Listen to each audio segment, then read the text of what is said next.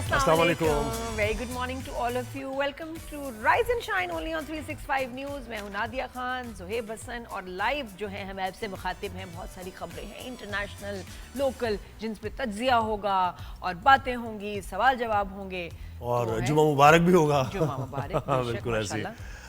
तो आज हम जल्दी से बताते हैं कि हमें कहा गया कि वक्त हमारे पास कम है और हमारे पास कंटेंट हमें ये ज़्यादा कब नहीं कहा जाता, मुझे आप वो दिन बता दें. हाँ, ये प्रॉब्लम है. दिल खोल के यकीन करें, मैं तो बात ही नहीं की, महीनों हो गए हैं. ये प्रॉब्लम है. मैं आराम से बात करूं. नहीं, वैसे परसों थोड़ा सा मिला था टाइम. थोड़ा सा टाइम मिला था एक्स्ट्रा. सही बात है.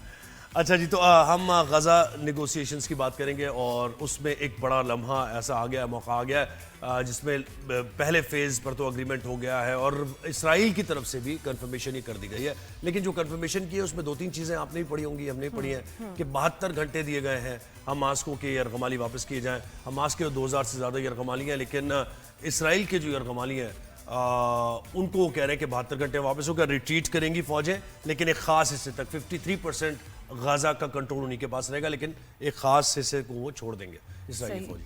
अब ये है कि हमास ने इन शर्तों को पढ़ा है, अप्रूव किया है, तो कहीं ना कहीं वो सेटिस्फाइड होंगे ही. जो मुझे बस कंसर्न इसमें से भी लगता है कि ये फेज़ 1 है जो कि अप्रूव हुआ है. अब अगर फेज़ 2 में आके वंस अगर ये जब इसराइली हॉस्टेजेस जो एक ही लेवरेज है फ़लस्तीनियों के पास के उनके हॉस्टेजेस हैं उनके पास, वरना तो और कुछ नहीं है, वो वापस चले गए, फेज़ 2 से इख्तिलाफ शुरू हो गया तो दोबारा बमबारी शुरू हो जाएगी. बिल्कुल ऐसे. और मतलब इकट्ठे या तो 20 आपकी जो है अगर पॉइंट्स उस पे एग्री किया जाता, ये जो फेजेस में चल रहा है तो ये तो मतलब जान पे बनी रहेगी हर फेज पे. तो पहला जो आसान फेज था वो हो गया. 72 घंटे है हमें 72 आवर्स उनको दे दिया ना, अल्टीमेटम दे दिया उन्होंने कि इसके अंदर अंदर आप यरगमाली छोड़ दें तो फिर आगे बढ़ सकता है, मुआहदे पर और अमल दरामद होगा. वरना फिर आप जो कह रही हैं अल्लाह ना करे उस तरह की सूरत हाल बन सकती है. बिल्कुल बिल्कुल सही कह रही हैं आप. और वो 20 यरगमाली हैं कौन से, मुझे तो ये हैरत होती है कि पूरा इसराइल जो है लगा हुआ है, बम्बार्डमेंट कर रहा है, जेनोसाइड कर रहा है और वो यरगमाली छुड़ाने उन्होंने. वो कौन लोग हैं, वो बस आखिर है कौन लोग? एक बहाना, एक वजह. हाँ,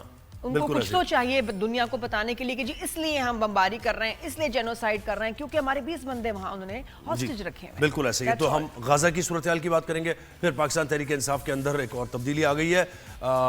वजीर आला के पी के तब्दील करने का फैसला कर लिया गया है और अली अमीन गंडापुर ने भी ये कह दिया है, कल उनके बयान चल रहे थे कि मैं तो तैयार हूँ और मुझे जो भी बानी पीछे कहेंगे उस पर अमल दरामद किया जाएगा, क्योंकि सीट छोड़ने पे कोई राज़ी नहीं होता है. तो ये बयानात उनको देखा जा रहा है कि वो उनको कोई नहीं है ये प्रॉब्लम कि वो छोड़ देंगे सीट, लेकिन उसके बावजूद दीगर रहनुमा कुछ मजीद बातें कर रहे हैं कि नहीं, अभी भी एफर्ट्स की जा रही हैं कि उनको बरकरार रखा जाए. अच्छा. हाँ जी, बिल्कुल ये एफर्ट्स की जा रही हैं. तो इसकी हम बात करेंगे पाकिस्तान तहरीक इंसाफ के अंदर क्या चल रहा है. फिर हम अब्दुल कदीर खान साहब की डेथ एनिवर्सरी है तो उनको भी खराज तहसीन पेश करेंगे. ये हमारे मोहसिन है. ये जो हम बात करते हैं ना कि पाकिस्तान एक न्यूक्लियर वेपन्स पाकिस्तान को मिले पावर, बिल्कुल the only Muslim country in the world. और न्यूक्लियर जो वेपन है या तो डिस्ट्रक्शन के लिए इस्तेमाल होता है या प्रोटेक्शन के लिए, डेटरेंस. ये हमारी प्रोटेक्शन के लिए जो हमारे लिए कर गए हैं, बस सलाम है आपको. बिल्कुल ऐसे ही है. तो ये जो डेटरेंस है जिससे हमारे दुश्मन डरे हुए हैं और हमारी ये दुनिया में आप देख रहे हैं तो उसमें इनका कंट्रीब्यूशन बहुत ज्यादा है, तो इनको हम खिराज तहसीन. और सुपर पावर है हम इसकी वजह से. ये न्यूक्लियर पावर का जो है दुनिया को पता है, तो हम पे कोई मैली नजर डाल नहीं सकता. बिल्कुल ऐसे ही है. Nuclear state. और अब तो कोई बनना चाहे भी विद ऑल द रिसोर्सेज नहीं बन सकते.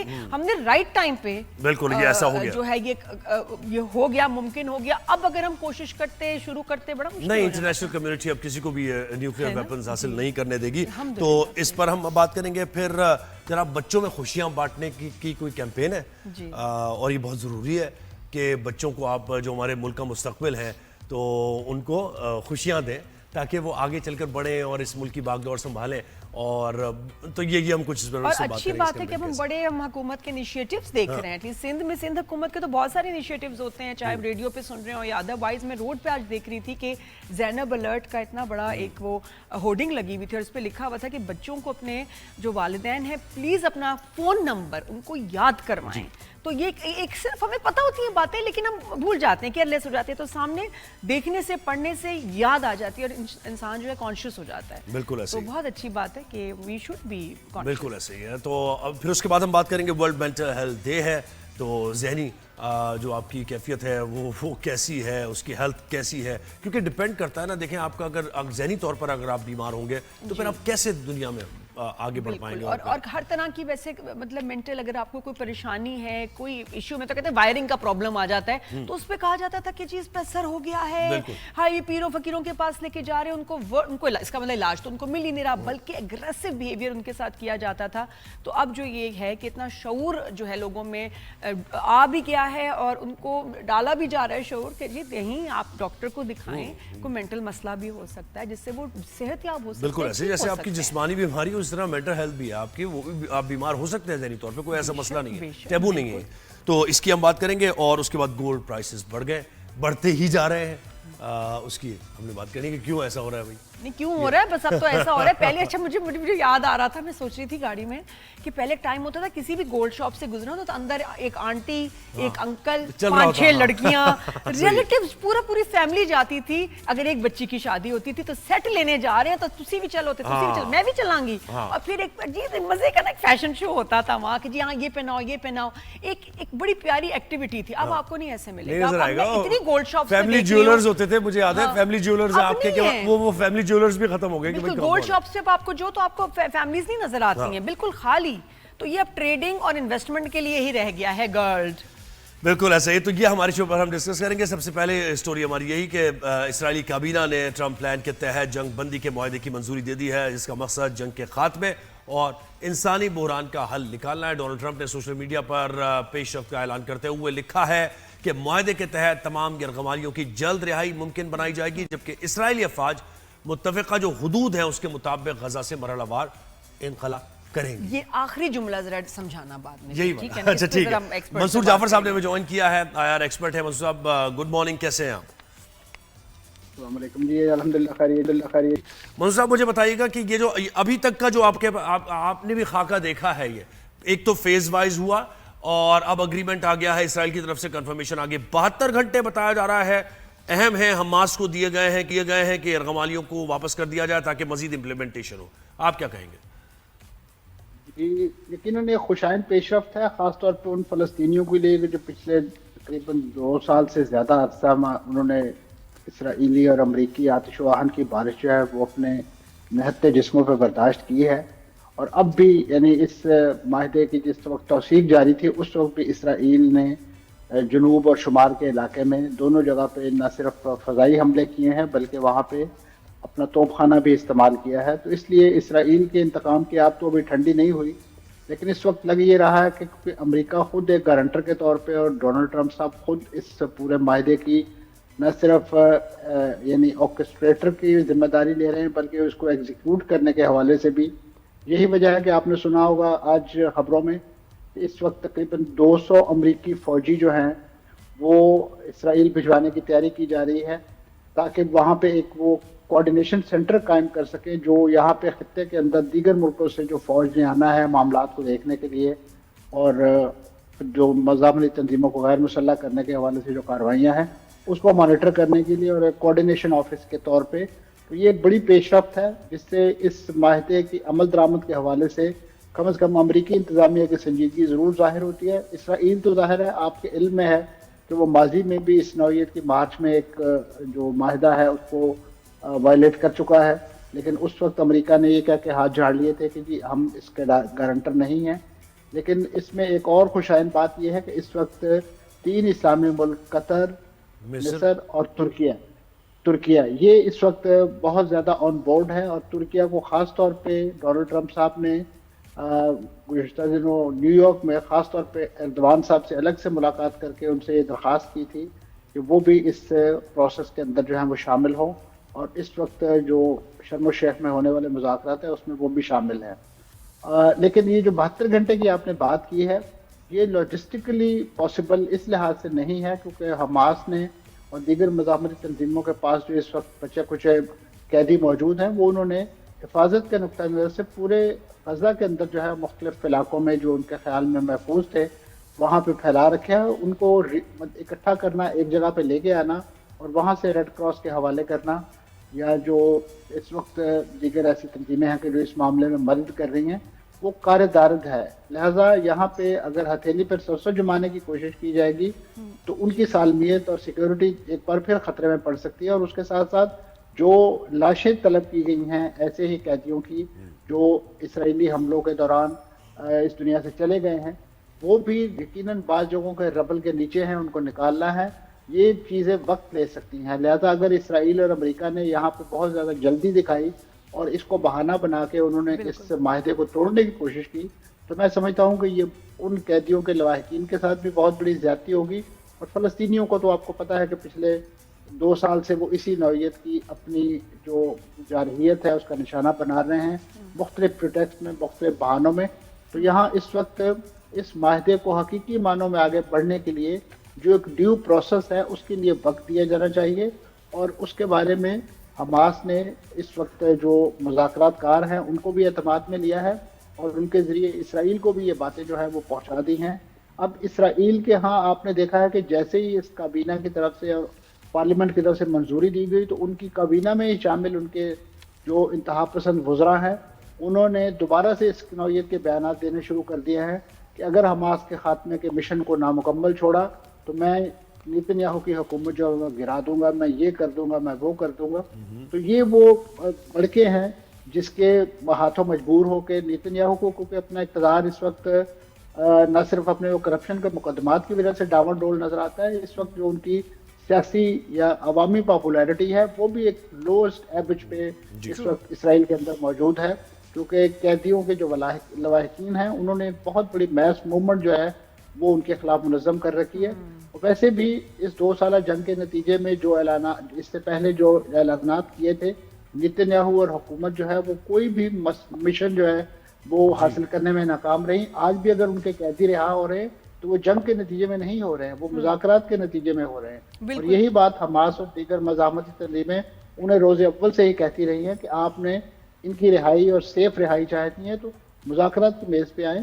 ٹھیک ہے، آپ کے پاس بہت بڑا لاؤ لشکر ہے، آپ کے پاس بہت بڑا اسلحہ گولہ بارود ہے، لیکن جنگ کا جو خاتمہ ہے وہ نیگوسیشن کے نظریے ہوتا ہے. اور اس وقت میں سمجھتا ہوں کہ نیتن یاہو کو کم از کم یہ بات ضرور سمجھ میں آ گئی ہے. اگر انہیں نہیں سمجھ میں آئی تو اس وقت جو نوبل انعام کے متلاشی امریکی صدر ہے وہ ضرور اس وقت ایڑی چوٹی کا زور لگا رہے ہیں. بالکل. منصور صاحب یہ بتائیے گا کہ جب بھی کوئی کانٹریکٹ پیس اسپیشلی کانٹریکٹ ہو تو پورے پوائنٹس کو ہی ہم سنتے ہیں کہ جو ان پہ بات ہو رہی ہے، ڈسکشن ہو رہی ہے. تو یہ 20 پوائنٹس جو تھے پہلی دفعہ دیکھا کہ فیزز میں اپروو ہو رہا ہے اور فیزز پہ اس پہ کام ہو رہا ہے. تو یہ نہ ہو کہ پہلا فیز جو ہے جو اگری ہو گیا ہے سیکنڈ فیز تک یہ جائے نہیں، اور سیکنڈ فیز میں جاتے ہی جہاں آپ کی پھر ایک انڈیپینڈنٹ اسٹیٹ 2 اسٹیٹس کی بات ہونی ہے ادھر جا کے ڈس ایگریمنٹ ہو جانا ہے، پھر سے جینوسائیڈ بمباری شروع ہو جائے گی. تو یہ تو بات ہی عجیب ہے. یا تو پورے پیس ایگریمنٹ پہ ان کی اپروول دونوں کی ہوتی، فیزز میں تو عجیب لگ رہا ہے جیسے کہ ایک لیوریج اب فلسطین کے پاس ہے اور وہ ختم ہو جائے گی اس کے بعد. جی یقیناً آپ کا خدشہ بجا ہے، کیونکہ اگر آپ جو اسی سال جو مارچ میں اسی نوعیت کی جنگ بندی ہوئی تھی وہ بھی 3 مرحلوں میں ہونا باقی تھی. اور پہلے مرحلے میں جب ان کے 35 کے قریب جو قیدی ہیں وہ رہا کر دیے گئے تو اس کے بعد اسرائیل نے اپنے تیور بدلے اور اس کے بعد دوسرے مرحلے میں داخلے کے لیے انہوں نے مختلف نوعیت کے ہیلے بہانے کرتے ہوئے سب سے پہلے انہوں نے جو انسانی امداد کا راستہ تھا وہ روکا اور اس کے بعد فلسطینیوں کو تقریباً 8-9 ماہ تک جو ہے وہ مسلسل قحط والی کیفیت میں رکھا.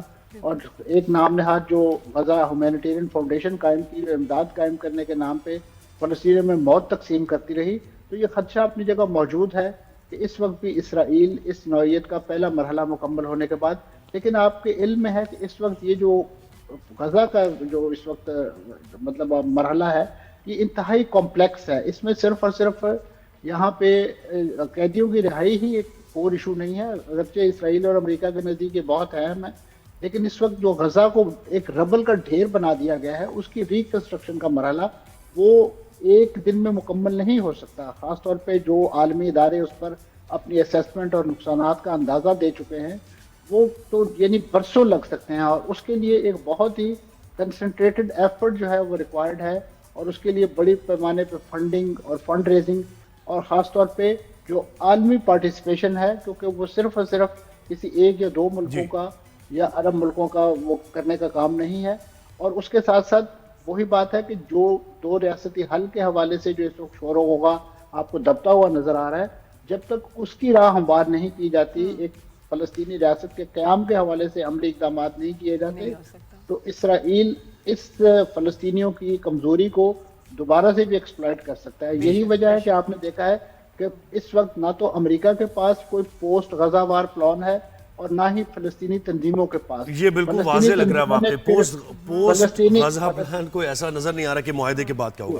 اچھا سر مجھے ایک بات بتائیں کہ یہ جو خطے میں ویسے انسرجنسی ہو رہی ہے اور خطے میں ویسے بڑے پلیئرز ہیں جن کی یہ پروکسیز چلتی ہیں, ایران بھی ہو گیا, بہت سے ممالک ہو گئے, یمن, اردن, تو اگر کوئی ممکنہ طور پہ معاہدہ ہو جاتا ہے, کوئی بھی سیٹلمنٹ ہو جاتی ہے, تو آپ اس خطے میں بھی سکون دیکھ رہے ہیں, امن دیکھ رہے ہیں, یا وہ چلتی رہیں گی معاملات ایک دوسرے کے ساتھ؟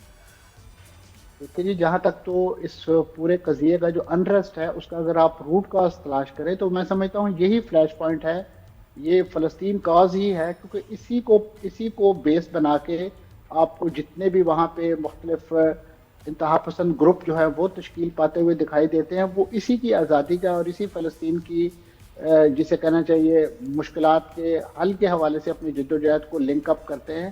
اور آپ نے دیکھا کہ اس وقت یہ جو فلسطین کا جو مسئلہ ہے وہ صرف اور صرف مڈل ایسٹ تک محدود نہیں رہا, اس وقت یورپی دنیا اس پورے قضیے میں شامل ہو چکی ہے. آپ دیکھیے کہ ڈچ پارلیمنٹ سے لے کے آپ کی جو اسپینش پارلیمنٹ ہے وہ بھی اسرائیل کو اسلحہ فروخت کرنے کے حوالے سے پابندیاں لگا رہی ہے, اور اسی طریقے سے جو ویسٹ بینک میں ان کی سیٹلمنٹس ہیں وہاں جو یہودی آبادیوں کے یہاں تیار ہونے والا مال ہے اس کو یورپی منڈیوں میں اس وقت رسائی نہیں مل رہی. خود بڑے انتہا پسند جو وہاں پہ ان کے سیٹلرز ہیں ان کے امریکہ اور یورپ جیسے ملکوں میں داخلے پر پابندی لگائی جا رہی ہے. یہ ایک میں سمجھتا ہوں کہ ایسا یعنی اس کا سپل اوور ہے اس پورے ایشو کا, اگر اس کو جلد کنٹین نہ کیا گیا, جلد زیرک انداز میں حل نہ کیا گیا تو یہ پوری دنیا کا نقشہ جو ہے وہ پلٹ سکتا ہے. اور خاص طور پہ جہاں پہ آپ کو عرب دنیا کے اندر ایک اس وقت بڑا چین کی راگنی اور امن کا یعنی اس وقت الاپ نظر آ رہا ہے, وہاں پہ اسی نوعیت کی جسے آپ کہتے ہیں, تو یہ تو کوئی سرپرائز ہے ہی نہیں, یہ تو ہمیں پتہ ہے, نیتن یاہو نے تو یہ بولا ہے, گریٹر اسرائیل تو وہ کہہ رہا ہے, تو یہ تو ہمیں یہ کہ کچھ اور ایکسپیکٹ کرنا ہی نہیں چاہیے, جبکہ بالکل کلیئر ہمارے سامنے ریالٹی ہے. This is not an option, this he wants to do, یہ بڑا کلیئر بات ہے. تو پتہ نہیں ہم اس کی کیوں نہیں سر تیاری کرتے. جی اسی لیے میں نے عرض کیا کہ جو اس وقت یعنی جو عرب حکمران ہیں ان کو ہوش کے ناخن لینے چاہیے, اور صرف اور صرف جس طریقے سے وہ اپنے عوام کو مختلف ریفریشمنٹس اور انٹرٹینمنٹ اور اس نوعیت کے ہلے گلے میں ملوث کر کے یا انوالو کر کے سمجھتے ہیں کہ شاید ان کا اس ایشو سے توجہ ہٹ گئی ہے, کیونکہ ان کے ہاں ایک بہت بڑی تعلیم یافتہ لارڈ جو ہے وہ خود یورپ اور امریکہ سے پڑھ کر آئی ہے, اور آپ نے یورپ اور امریکہ کی جامعات اور وہاں کی یونیورسٹیوں کے اندر جو پکنے والا لاوا ہے وہ دیکھ لیا ہے, وہ کس طریقے سے خود امریکہ کے لیے چیلنج بن رہا ہے. بالخصوص امریکہ کے اندر آپ کو اب اندازہ ہو چکا ہے کہ اس وقت جو بڑی بڑی یونیورسٹیاں, بڑے بڑے تعلیمی ادارے, انہوں نے کس انداز سے اپنے انڈومنٹ فنڈ جو کہ بیسیکلی اسٹوڈنٹس کی ویلفیئر کے حوالے سے تھے, پروفیسرز کی ویلفیئر کے حوالے سے, ان کو انہوں نے اسرائیل کی جو ڈیفنس انڈسٹری ہے اس میں انویسٹ کر رکھا ہے, اور اس کے حوالے سے ایک شدید نفرت جو ہے وہ لوگوں کے دلوں میں پائی جاتی ہے. اور اسی وجہ سے آپ نے دیکھا کہ بڑے پیمانے پہ بڑی نام جسے کہنا چاہیے مشہور جامعات جن کا ایک بڑا نام ہے اور جن کے فارغ التحصیل کئی ملکوں کے صدور رہ چکے ہیں, وزیر اعظم رہ چکے ہیں, ان جامعات کے اندر جو انریسٹ تھا وہ اس وقت امریکہ کی جو سوسائٹی ہے وہ اس کا موڈ اور اس کی جو فیوچر پالیٹکس ہے اس کا ایک عکس ہمیں دکھائی دیتا ہے. اور میں سمجھتا ہوں اسی جو ریفلیکشن ہے اس کو دیگر ملکوں کے لیے بھی ایک لیسن کے طور پہ لینا چاہیے. اور خاص طور پہ اس وقت جو یورپ آپ دیکھیں کہ انہوں نے کتنے بڑے پیمانے پہ 500 ملکوں کے مختلف افراد پہ مشتمل تقریباً 50 کشتیوں کا جو فلوٹیلا چلایا تھا, وہ بہت بڑی ایک میں سمجھتا ہوں مثال ہے ایک ایسی انریسٹ کی. اور خاص طور پہ اس میں تقریباً 80% لوگ جو تھے وہ دیگر مذاہب سے یعنی مسلمان مذہب سے ہٹ کر تعلق رکھتے تھے. تو اس وقت غزہ کا معاملہ جو ہے وہ اسلام اور دین کی جنگ کے بجائے ایک انسانیت کا ایشو بن چکا ہے. اس وقت دنیا ان کے گرد ریلی ہے بالکل, اور اس کی وجہ سے یو ایس پر بھی پریشر ہے. بہت شکریہ مسعود صاحب, آپ نے وقت دیا. یہ بات ٹھیک ہے, میں 2 لاکھ جو ہیں سٹیزنز جو ہیں وہاں جو رہتے ہیں وہ نکلے سڑکوں پہ اپنی گورنمنٹ کے اگینسٹ, نیتن یاہو کی پالیسیز کے اگینسٹ کہ جی ختم کرے جینوسائیڈ. وہ وہاں رہ کے یہ دیکھ رہے ہیں کہ یہ غلط ہو رہا ہے. اور آئی تھنک کہ یہی عوام جب ان کا گلا پکڑے گی اور اپنی گورنمنٹ کو گرائے گی तभी चेंज आ सकता है वहाँ। बिल्कुल ऐसे ही। और देखें ये जो यूएस के कहने पर ज़ाहिर मुआहदा हुआ है और वो जो यूएस की सूरत हाल बता रहे हैं इतना ज़्यादा अभी स्ट्रॉन्ग नहीं है वो जो यूएस का नैरेटिव है और यूरोप ज़ाहिर है वो, तो ये कब तक चलता रहेगा ये मुआहदा? और अगर यूएस थोड़ा सा डाउन होता है कहीं तो क्या इस मुआहदे पर अमल दरामद कंटिन्यू होता है या नहीं होता, ये आने वाला वक्त है। एक ब्रेक लेना हमने, ब्रेक के बाद वापस आएंगे तो हम पाकिस्तान तहरीक इंसाफ और दीगर मामलात की हम बात करेंगे। Keep watching Rise and Shine. Good morning.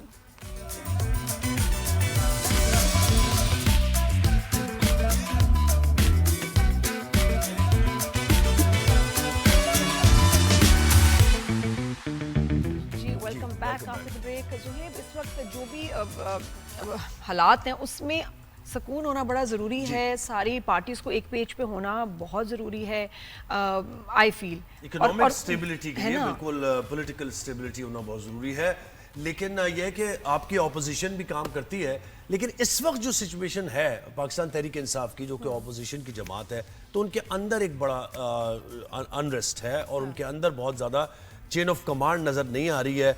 अच्छा, वज़ीर आला केपी के अली अमीन गंडापुर वज़ीर आला के तौर पे तो काम कर रहे थे, लेकिन उनके ऊपर पार्टी के अंदर से बहुत ज़्यादा लोग तनकीद भी कर रहे थे और बहुत ये कह रहे थे कि कॉम्प्रोमाइज्ड हैं वो कहीं ना कहीं। यानी बानी पीटीआई जो उनको लाइन देते हैं या फिर जो हिकमत अमली बनाते हैं, अली अमीन गंडापुर उस पर अमल दरामद नहीं करते। वो लॉन्ग मार्च की बात हो कि डी चौक पहुंचना है नहीं पहुंचना, वो खान साहब की वाइफ के साथ जो मामला उनके हुए थे।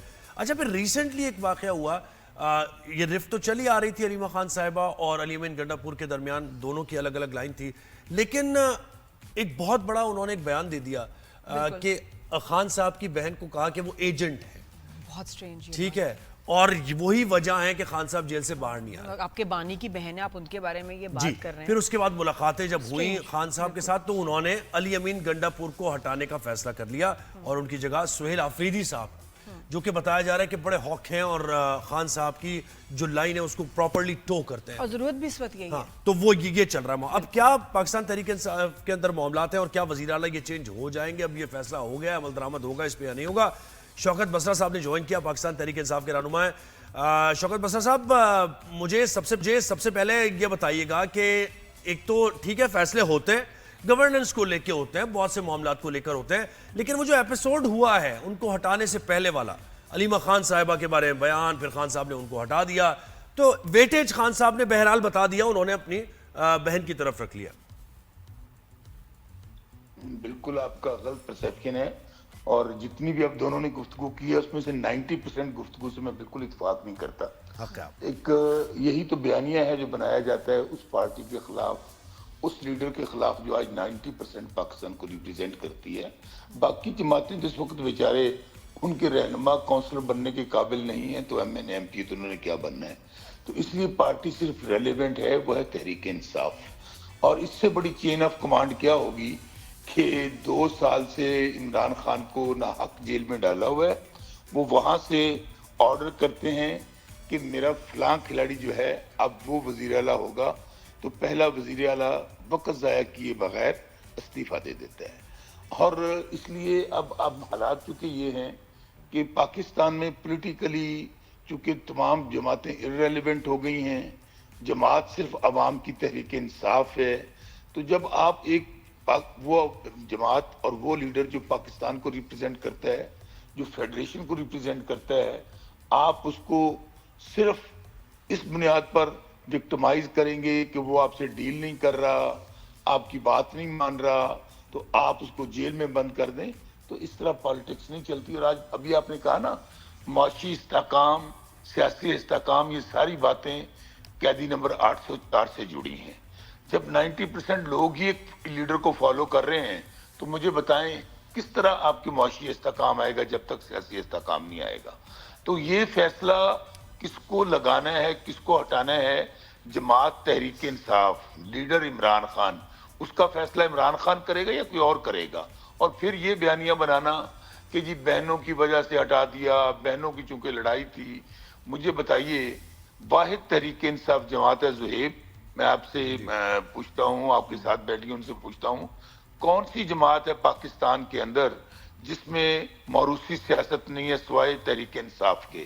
रायबंड की पार्टी उठा लें, लाड़काना की पार्टी उठा लें, पहले दादा था, फिर बाप है, फिर बेटी है, फिर बेटा है, پھر بھتیجا پھر بھانجا ہے.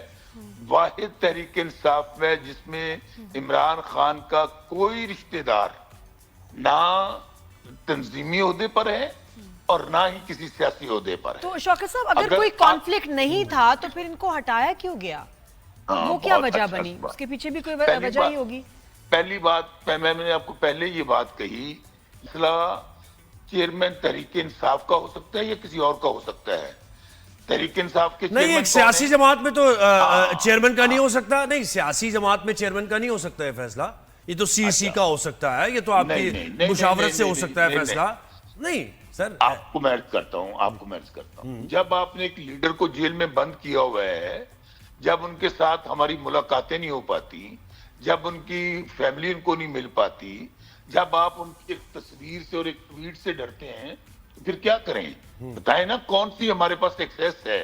آج تک آپ نے کوئی ایسا قیدی پاکستان میں دیکھا ہے جس کو جیل میں بند کر دیا گیا ہو، اس کو یہاں تک واٹس ایپ پہ اس کے ٹرائل کیے جا رہے ہوں، یہاں پر کہ عمران خان پر 70 سال کی عمر میں ایک مقدمہ نہ ہو، پھر 300 مقدمے ان کے اوپر بنا دیے جائیں اور عدت میں نکاح جیسا گھٹیا مقدمہ بنا دیا جائے. میرے بھائی ہم تھوڑا سا نہیں سر، یہ آپ صحیح کہہ رہے ہیں. میں آپ کو ابھی دیکھیں، آپ صحیح کہہ رہے ہیں. یہ ہماری ہسٹری رہی ہے، وکٹمائز، آرم ٹوئسٹنگ، فوراً سے معاملات خراب ہو جاتے ہیں، جیل کے اندر آپ چلے گئے، کیسز آپ کے اوپر بن گئے. یہ تو ہماری ہسٹری رہی ہے. آپ بالکل صحیح کہہ رہے ہیں. کم یا زیادہ کے فرق سے ہو سکتا ہے ابھی تھوڑا زیادہ ہو رہا ہو، کل کم ہو رہا ہے، لیکن ایسی ہسٹری زہیب اور نادیہ کبھی نہیں رہی کہ عمران خان جو 70 سال کی عمر میں ان پہ ایک مقدمہ نہ ہو تو آنن فانن دیکھتے دیکھتے 300 مقدمات بن جائیں. اور عمران خان کے لیے آپ نے عدلیہ کو فتح کر لیا، میڈیا کا گلا گھونٹ دیا، آپ نے پارلیمنٹ کو فتح کر لیا. یہ پاکستان کی تاریخ میں صرف اس لیڈر کے ساتھ ہو رہا ہے جس کے ساتھ عوام کھڑی ہے. لیکن کیا ہوا 3 سال میں سارا کچھ کر کے آپ نے دیکھ لیا. جی شوکت صاحب، لیکن سوال کا جواب ضرور آپ سے چاہیے ہوگا کہ ان کو ہٹایا کیوں، یہ فیصلہ کیوں کیا گیا؟ لگایا کس نے تھا؟ علی امین گنڈا پور کو. آپ دونوں سے میرا سوال ہے، کس نے لگایا تھا؟ وہ تو ظاہر ہے آپ کے بانی پہ، یہی تو ہمارا بھی سوال ہے. بانی، اچھا اب اگر بانی چیئرمین پی ٹی آئی جماعت ہماری، تحریک انصاف کے chairman Imran Khan, person specific جماعت آپ کی، نون لیگ بھی پرسن اسپیسیفک جماعت ہے. ایسے ہی ہے. ایسے نہ کریں نا زہیب، میں فون پہ ہوں، اگر آپ کے ساتھ بیٹھا ہوتا تو بڑی بات. سر آئے نا کس دن. میں صرف آپ کو یہ دونوں سے پوچھنا چاہتا ہوں کہ کیا فیصلہ زہیب اور نادیہ کریں گی بیٹھ کے، یا فیصلہ نون لیگ کی قیادت کرے گی، یا پیپلز پارٹی کے لوگ کریں گے؟ فیصلہ تحریک انصاف کرے گی، اور تحریک انصاف کا لیڈر عمران خان ہے، وہ کریں گے. عمران خان صاحب نے، وہ آپ کو پتہ ہے فاسٹ بالر ہیں، اور وہ دیکھتے ہیں کہ کس کو، اور کپتان بھی رہے ہیں اور آج پاکستان کی سب سے بڑی پارٹی کے کپتان ہیں. وہ بہتر سمجھتے ہیں کہ کس کھلاڑی کو کس پوزیشن پہ کھلانا ہے، کب کھلانا ہے اور کیوں کھلانا ہے.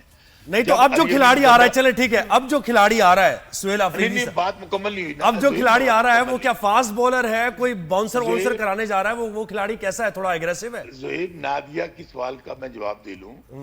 عمران خان نے جب دیکھا کہ علی امین گنڈا پور ان کو انہوں نے وزیر اعلیٰ بنایا، ڈیفینیٹلی میں اس سوال کا جواب دینا چاہتا ہوں جو آپ دونوں کے یا پاکستانیوں کے ذہن میں ہے.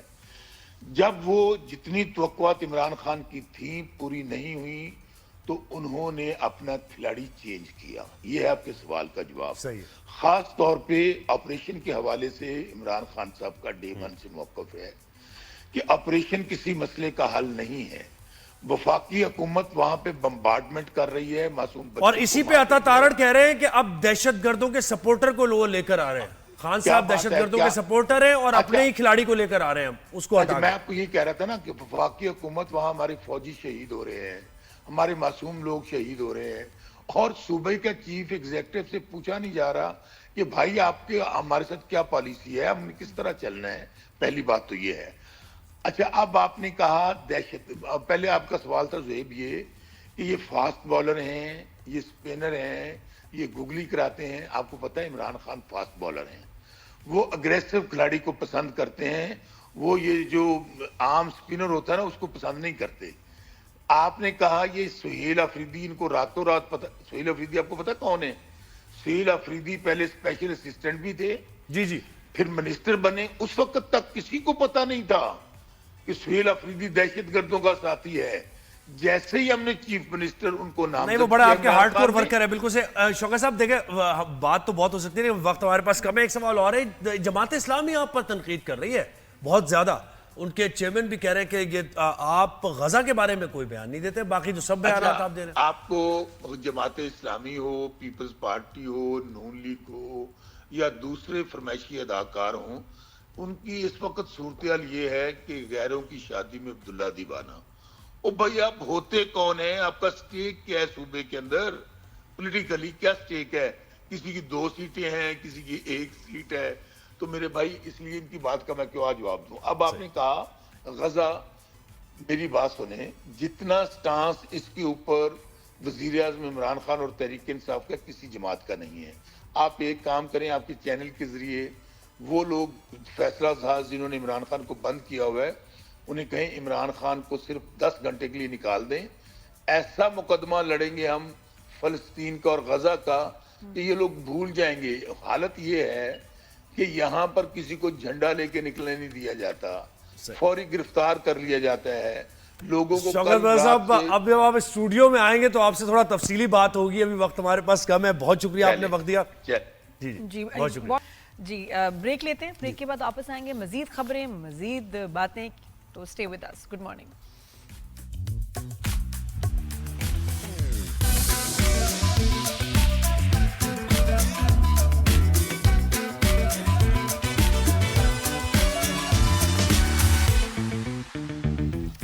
Welcome back after the break. Good morning every one.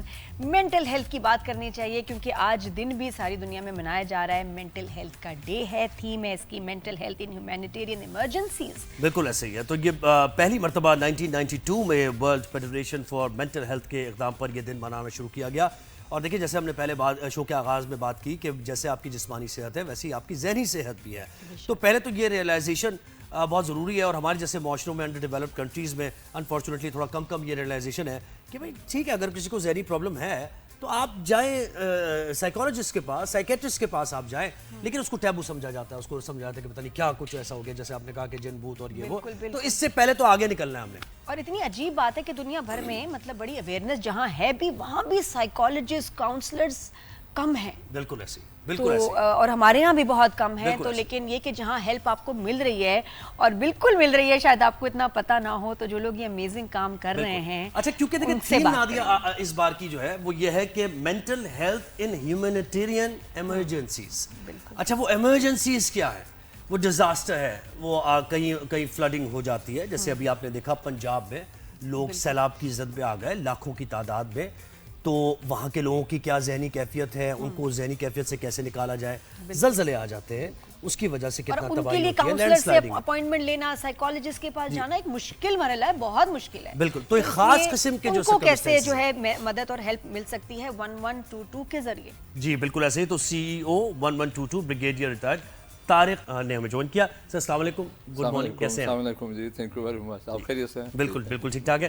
سر مجھے بتائیے گا کہ جب ہم مینٹل ہیلتھ کی بات کرتے ہیں تو ہم بہتر یہ ہے کہ بھائی اگر نارمل ڈیز میں ہم بات کرتے ہیں تو ہم کسی سائیکیٹرسٹ کو بلا لیتے ہیں, سائیکالوجسٹ کو بلا لیتے ہیں, لیکن کیونکہ اس کی تھیم جو ہے وہ بڑی ریلیونٹ ہے پاکستان میں جو اس وقت صورتحال بنی ہوئی ہے, تو کیسے یہ 1122 کا ادارہ کیسے اس کے ساتھ لنکڈ اپ ہے اور کس طریقے سے؟ پہلے یہاں سے آغاز کرتے ہیں گفتگو. دیکھیں 1122 تو ایک پلیٹ فارم ہے, گورنمنٹ آف سندھ نے, گورنمنٹ آف پاکستان نے بنایا پورے مطلب پنجاب میں, کے پی میں, سندھ میں, اور ایک بہت زبردست پلیٹ فارم ہے کہ جہاں پہ آپ کو ساری ایمرجنسیز کا آپ کال کریں اور ایمرجنسیز جس طرح کی بھی ہیں وہ رسپانس آ جاتا ہے. چاہے آگ لگی ہے, بندہ ڈوب گیا ہے, یا کہیں دیوار گر گئی ہے, گھر گر گیا ہے, یا فزیکل ایمرجنسیز ہے, کوئی میڈیکل ایمرجنسیز ہے. اب جب آپ بات کر رہے ہیں مینٹل ہیلتھ, تو یہ آرمی میں جب میں تھا تو ہم سمجھتے تھے کہ یہ ہم جس طرح لوگوں کے ساتھ بات چیت کرتے ہیں تو وی آر اوکے, لیکن ایکچولی مینٹل ہیلتھ کا جو ایشوز ہیں وہ ہمارے جو بیماریوں سے یا باقی چیزوں سے بہت بڑا میگنیٹیوڈ ہے اس کا امپیکٹ. اب پوری دنیا میں جیسے نادیہ نے بات کی کہ لوگوں کو احساس نہیں ہے, یا لوگوں کو گنتی نہیں کرتے, یا ہم اس کو ٹیبو سمجھ کے چھپا دیتے ہیں. تو اتنا بڑا یہ ڈومین ہے جس کو ٹچ کرنا بہت ضروری ہے. تو 1122 جو پلیٹ فارم ہے اس کے ساتھ جو ہم نے ابھی بات کر رہے تھے کہ ایک ہم نے ہیلپ ڈیسک کریٹ کیا 1123 1123 تو اس پہ جب آپ بات کرتے ہیں اور آپ اپنے کیونکہ مینٹل ہیلتھ میں سب سے بڑا جو ایک ہے کہ اف یو ریئلائز کہ مجھے کچھ ایب نارمل سا ہو رہا ہے تو آپ کسی دوست کے ساتھ بات کر لیں, گھر والے سے بات کر لیں, کسی اپنے والے سے بات کر لیں. وقت بڑا کرٹیکل ہوتا ہے. نہیں کرنا چاہتے, کوئی گھبراہٹ ہے, کوئی پرابلم ہے, خاموشی سے فون اٹھائیں, 1123 پہ کال کریں اور وہاں پہ ہم نے جو ایکسپرٹس بٹھائے ہوئے ہیں, کاؤنسلرز ہیں, سائیکالوجسٹ ہیں, سائیکٹرسٹ ہیں, جو آپ کے ساتھ جو بھی آپ کا ایشو ہے. اور میں آپ کو بتاؤں اس کو ہم نے شروع کیے ہوئے 2-3 سال ہوئے ہیں اور اتنے سوسائڈل کیسز. جی وہ میں ان کا پوچھنا بھی تھا کہ کیسے آپ کو کالز آتی ہیں, کیسے مسائل, پلیز ضرور بتائیے. ابھی اس کو نا بس ہے تو گورنمنٹ آف سندھ کا انیشیٹو ہمارا اپنا جو ادارے کے حساب سے, لیکن اس کو ہم نے UN کیا ہوا ہے. یہاں پہ ہمیں گلف کنٹریز سے کالیں آ رہی ہیں. ہمیں شکاگو سے کال آئی ہے پاکستانی بندے کی, اور اس نے کہا کہ مجھے کسی نے کہا ابھی پچھلے دنوں ہمیں ایک ہری پورس کے ایک بندے کی غازی علاقہ ہے تربیلا ڈیم کے ساتھ, اس کے لڑکے کی کال آئی, ینگ مطلب ینگ مینس وہ ورکر ہے بحرین میں کسی جگہ پہ, اور وہ کہتا جی میں آج اپنے آپ کو نا مارنے لگا ہوں. تو ہمارے کال ریسیو ہوئی اور اس کو انہوں نے اپروپریٹلی اس کاؤنسلر کے ساتھ بھیج دیا. وہ خاتون ہے ہماری, انہوں نے بات کی کہ کیا مسئلہ ہے. انہوں نے کہا جی میں آج آ رہا تھا, کل میری فلائٹ تھی, تو میں نے گھر بات کی تو بھائی کو میں نے کہا کہ وہ میرا گھر جو ہے وہ کمرے جو ہے وہ خالی کروا دیں, میں آ رہا ہوں گھر میں رہوں گا. انہوں نے کہا کون سا گھر؟ انہوں نے کہا یار میں نے اتنے سالوں سے پیسے بھیجے ہیں, گھر بنے ہیں, یہ ہوئے. انہوں نے کہا نہیں وہ تو بن گئے, لیکن وہ تو چھوٹے بھائی نے لے لیا, وہ والا گھر میں نے لے لیا, تمہارے نام پہ تو کچھ بھی نہیں ہے. تو کہتا ابھی میرے لیے میں نے 11 سال پتہ نہیں 18 سال کمایا, سب کچھ بھیجا, اور اب وہ مجھے کہہ رہے ہیں تو میں جا کے کیا کروں گا. So I am going to kill my self, I am going to eliminate my life.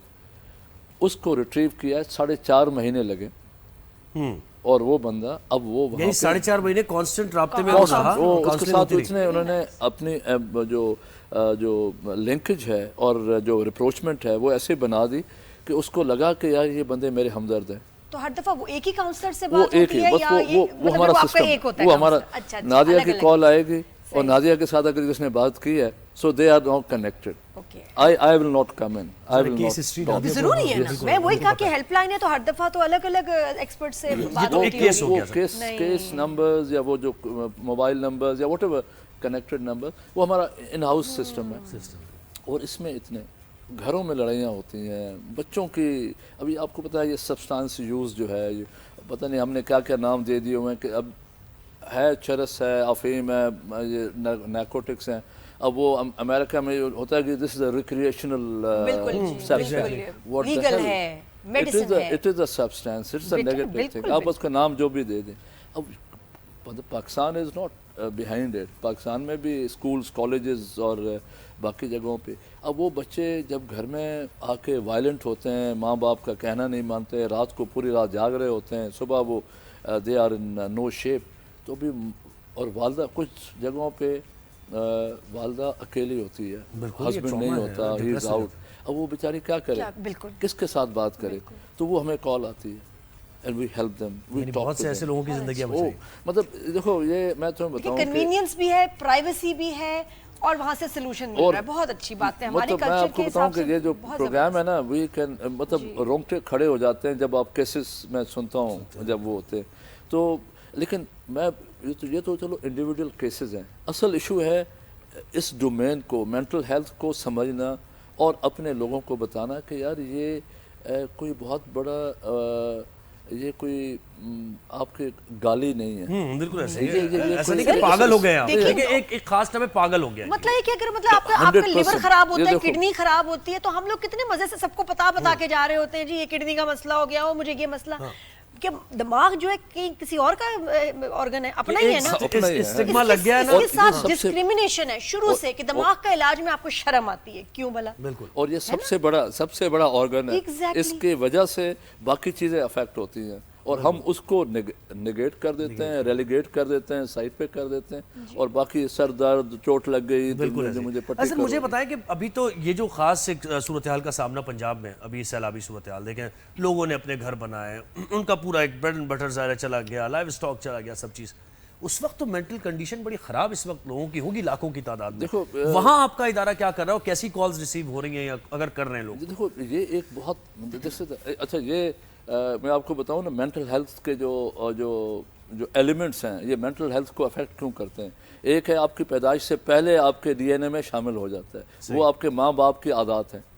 اگر ماں باپ ڈرگز یوزرز ہیں, ماں باپ ایڈکٹ ہیں, ماں باپ الکوہلک ہیں, ماں باپ مطلب وہ ٹھیک نہیں ہیں, یا انہوں نے اپنے آپس میں رشتہ داری میں جو میاں بیوی کے رشتوں میں انہوں نے ٹاکسک رکھا ہوا ہے ماحول کو, تو وہ ڈی این اے میں شامل ہو کے آتا ہے اور کسی نہ کسی ایج پہ آ کے وہ ایمرج ہو سکتا ہے. سو یہ تو بیفور برتھ ہے.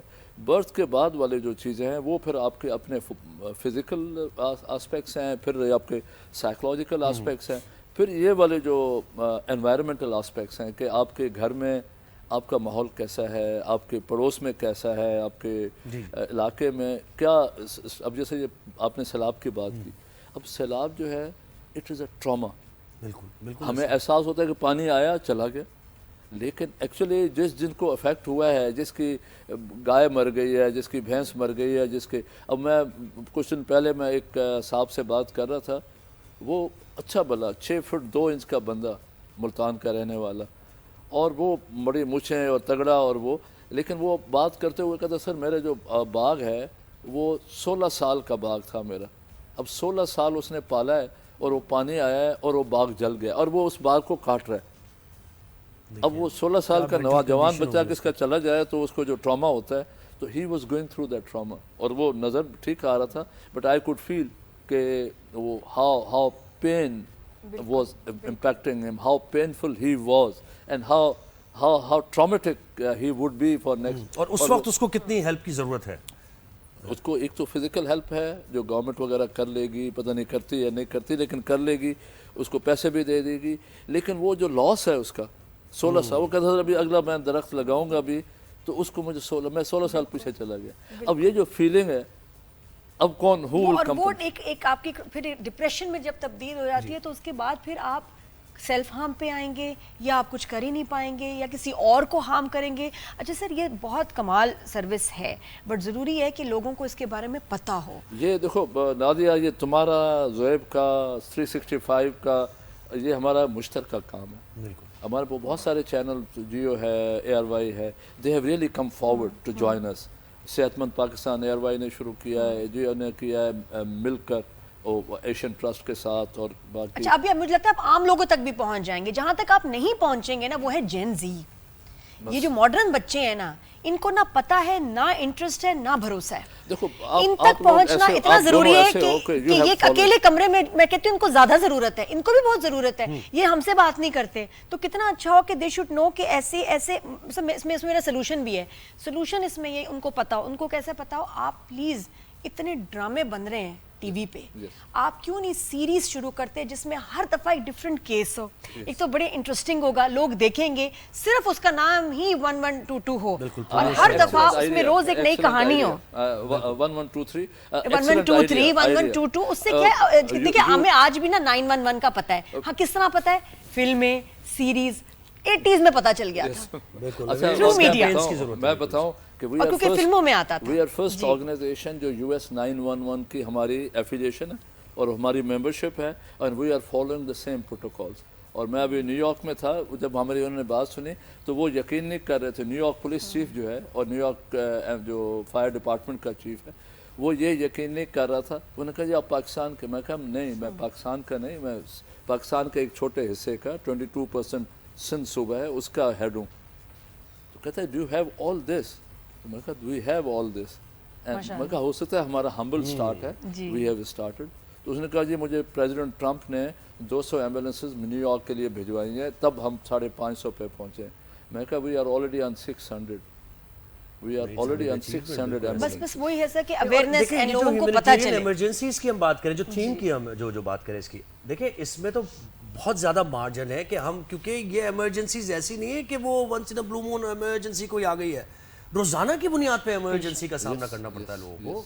کوئی ایکسیڈنٹ ہو جاتا ہے وہاں ایمرجنسی ہے, بلڈنگ کلیپس ہو جاتی ہے وہاں کی ایمرجنسی ہے, کوئی ذہنی مریض آپ کے ساتھ رہ رہا ہے وہ وائلنٹ ہو گیا وہ ایمرجنسی ہے. تو ہر چیز آپ کے ذہن کو کبھی متاثر کبھی کر رہی ہے. کیفیت جو ہے اچانک ہو جاتی ہے, اچانک آپ کو جو کیسے انزائٹی اٹیک, پینک اٹیک, آپ کو اور جہاں معاشی صورتحال اس طرح کی ہو, تو اس وقت تو اتنا ضروری ہے کہ ہم تو یہ دیکھتے ہیں نا ویسے ہم بیمار ہو فوراً دوائی لے لیں گے, فوراً ڈاکٹر کے پاس چلے جائیں گے, لیکن ایسی کیفیت میں کوئی بہت ہی کم لوگ ہوتے ہیں جو ایکچولی ہیلپ کے لیے کال کریں, بالکل, اور ٹائم فیکٹر یا بڑا کہیں کہ امپورٹنٹ ہے یار اس میں. ٹاک ٹو می, کاؤنسل می. کوئی سوسائڈ کرنے جا رہا ہے آپ نے فوراً اس کو ایک ویک اپ کال دیا. I would agree with you, اور Nadia, what you suggested, I think you should take a lead. Sir, please. مجھے لگتا ہے Take a lead. Take a lead. We'll support you.